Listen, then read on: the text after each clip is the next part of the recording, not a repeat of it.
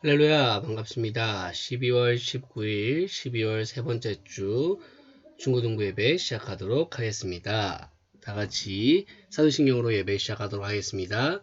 전능하사 천지를 만드신 하나님 아버지를 내가 믿사오며 그 외아들 우리 주 예수 그리스도를 믿사오니 이는 성령으로 잉태하사 동정녀 마리아에게 나시고 본디오 빌라도에게 고난을 받으사 십자가 못 박혀 죽으시고 장사한 지 4일 만에 죽은 자 가운데서 다시 살아나시며 하늘에 오르사 전능하신 하나님 우편에 앉아 계시다가 저리로서 산 자와 죽은 자를 심판하러 오시리라. 성령을 믿사오며 거룩한 공예와 성도가 서로 교통하는 것과 죄를 사하여 주시는 것과 몸이 다시 사는 것과 영원히 사는 것을 믿사옵나이다. 아멘. 이 시간 우리 함께 기쁘다 구주 오셨네 찬양하도록 하겠습니다.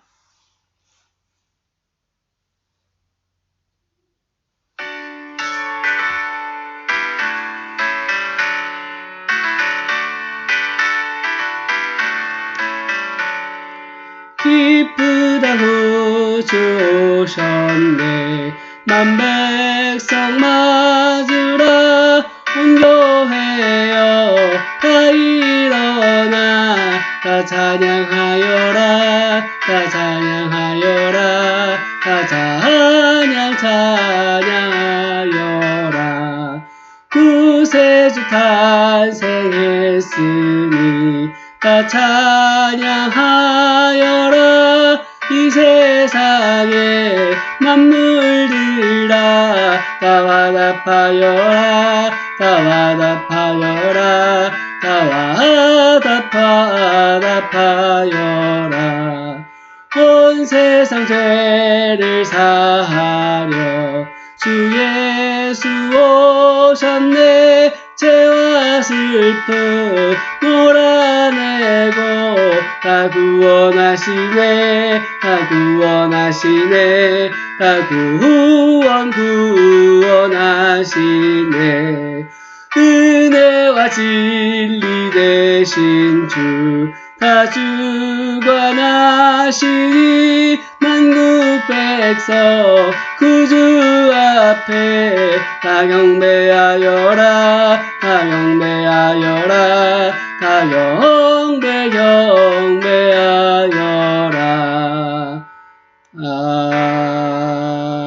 아멘. 이 시간 제가 기도하고 함께 말씀 나누겠습니다. 사랑과 은혜가 풍성하신 하나님 참으로 감사드립니다. 이렇게 성탄주의를 맞아서 각자의 자리에서 예배케 하심에 참으로 감사드립니다. 우리는 죄를 짓고도 회개하지 못하며 기억하지 못하고 살아갑니다. 우리의 모든 죄 용서하여 주시고 우리 삶 가운데 매 순간 하나님의 말씀에 순종할 수 있는 믿음과 용기를 허락하여 주시옵소서. 내가 삶을 주도하는 것이 아니라 우리 삶을 인도하시는 하나님을 따라 살아갈 수 있는 우리 모두 되게 하여 주시옵소서. 지금은 시작 시간입니다. 마치는 시간까지 하나님 함께하여 주시옵소서. 모든 말씀 감사드리며 살아계신 예수 그리스도 이름으로 기도드렸습니다. 아멘. 할렐루야 반갑습니다. 오늘은 어떤 형상도 안 되나요? 라는 제목으로 하이델베르크 요리문답 96문에서부터 98문까지 우리가 함께 나누어 보도록 하겠습니다. 자, 96문입니다. 하나님께서는 두 번째 계명에서 무엇을 요구하시나요? 라는 질문이에요. 우리가 답해 보도록 할게요. 시작. 어떤 형태로든 하나님의 형상으로 표현하지 않는 것이고 하나님께서 그분의 말씀에서 명령하지 아니한 다른 방식으로 예배하지 않는 것이에요. 자, 우리 그러면 10계명의 두 번째 계명 함께 읽어보도록 해보겠습니다. 자, 제2계명입니다. 너를 위하여 새긴 우상을 만들지 말고 또 위로 하늘에 있는 것이나 아래로 땅에 있는 것이나 땅 아래 물속에 있는 것에 아무 형상이든지 만들지 말며 그것들에게 절하지 말며 그것들을 섬기지 말라. 네. 그러면 우리는 누구를 예배해야 할까요? 첫 번째 계명에서 배웠듯이 오직 하나님 한 분만을 예배해야 합니다. 그렇다면 우리는 오직 하나님 한 분만을 어떻게 예배해야 될까요? 그건 바로 두 번째 계명의 답이 나와 있습니다. 하나님께서는 두 번째 계명에서 우리가 하나님만을 예배하고 섬길 때 하나님을 형상으로 만들어서 섬기지 말라고 하셨어요. 두 번째 계명은 다른 계명보다 좀 긴데 그건 하나님께서 하나님을 형상으로 만드는 것에 대해서 자세히 말씀해 주셨기 때문입니다. 우리 구약성경 신명기 4장 15절에서부터 18절의 말씀 함께 읽어보도록 하겠습니다. 자, 시작. 여호와께서 호렙산 불길 중에서 너희에게 말씀하시던 날에 너희가 어떤 형상도 보지 못하였은즉 너희는 깊이 삼가라. 그리하여 스스로 부패하여 자기를 위해 어떤 형상대로든지 우상을 새겨 만들지 말라. 남자의 형상이든지 여자의 형상이든지 땅 위에 있는 어떤 짐승의 형상이든지 하늘을 나는 날개 가진 어떤 새의 형상이든지 땅 위에 기는 어떤 곤충의 형상이든지 땅 아래 물속에 있는 어떤 어족의 형상이든지 만들지 말라. 아멘. 자, 눈에 보이지 않는 하나님을 눈에 보이는 어떤 모양으로 만들어낼 수 있을까요? 그럴 수 없습니다. 왜일까요? 하나님은 영이시기 때문입니다. 하나님을 눈에 보이는 모양으로 만드는 것은 하나님을 피조물로 만들어버리는 일이라고 기억해 주시면 될 것 같아요. 이것은 아주 심하게 하나님을 욕되게 하는 것이에요. 그래서 하나님을 예배할 때 하나님을 어떤 형상이라도 만들면 안 된다는 사실 여러분들 꼭 기억하시기를 바랍니다. 우리 다음 질문 볼게요. 97문입니다. 그렇다면 어떤 형상도 만들면 안 되나요? 라는 질문이에요. 우리 답해 볼게요. 시작. 우상숭배란 그분의 말씀으로 자신을 계시하신 유일하고 참되신 하나님 대신에 혹은 하나님과 나란히 사람들이 신뢰하는 다른 어떤 것들을 세우거나 가지는 것이에요. 네. 왜 하나님의 형상을 만들면 안 될까요? 그건 하나님이 영이시기 때문입니다. 우리 신약성경 요한복음 4장 24절의 말씀 함께 읽어보도록 하겠습니다. 시작.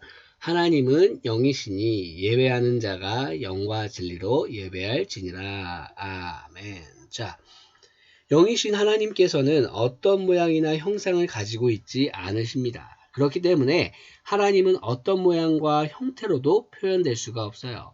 누가 동물이나 곤충의 형상을 만들어서 그걸 놓고 가리켜 여러분들이라 한다면 우리 친구들의 기분은 어떨까요? 몹시 속상해 할 거예요. 사람을 파리의 형상으로 표현하는 것을 사람을 낮추어 모욕감을 주는 일이라는 것입니다. 무한하시고 살아계신 창조주 하나님을 유한하고 생명 없는 피조물의 형상으로 만드는 것은 하나님을 낮추는 일이고 그건 하나님께 정말로 큰 모욕이라는 것이에요.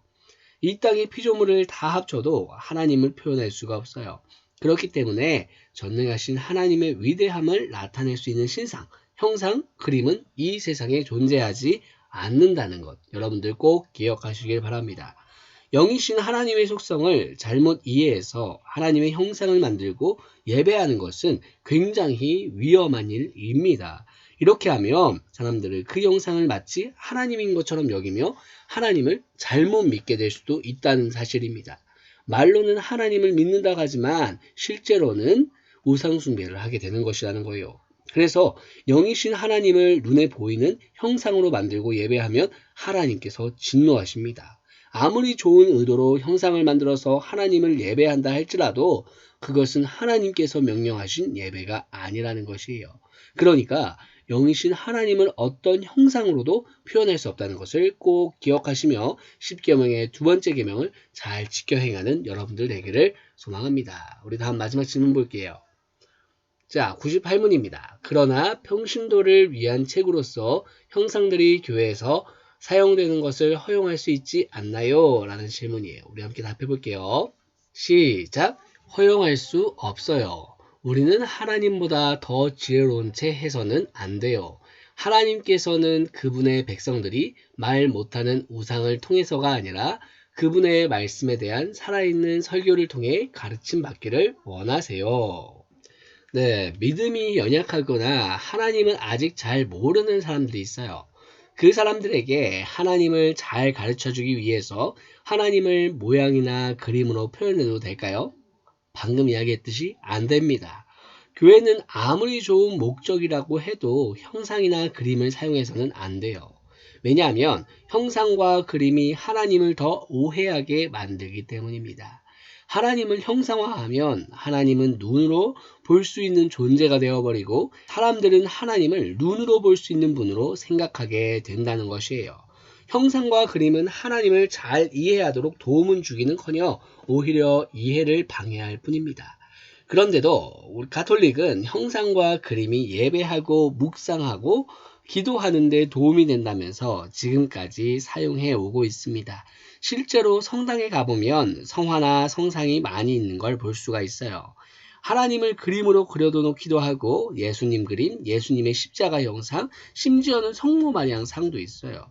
그렇다면 그것들은 사람에게 도움을 주었을까요?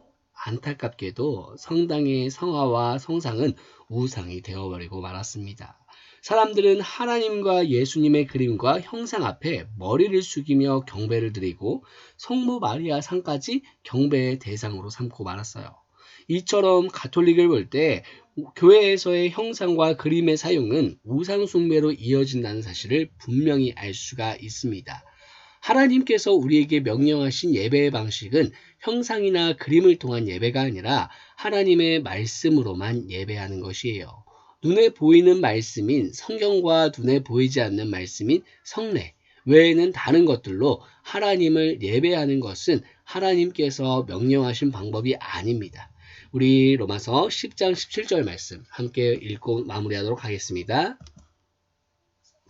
로마서 10장 17절입니다. 시작. 그러므로 믿음은 들음에서 나며 들음은 그리스도의 말씀으로 말미암았습니다.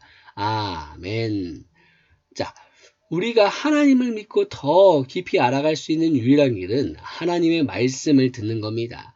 우리가 성경을 열심히 배우고 날마다 읽어야 하는 이유가 그리고 예배 시간에 선포되는 우리 전도사님 제 말씀과 또 목사님의 설교를 들어야 하는 이유가 여기에 있다는 것이에요. 영이신 하나님을 형상이 아니라 오직 하나님의 말씀으로만 예배해야 된다는 것 여러분들 꼭 기억하시고 삶에 적용하시며 살아갈 수 있는 저와 여러분 되시기를 진심으로 소망합니다. 다 같이 기도하겠습니다.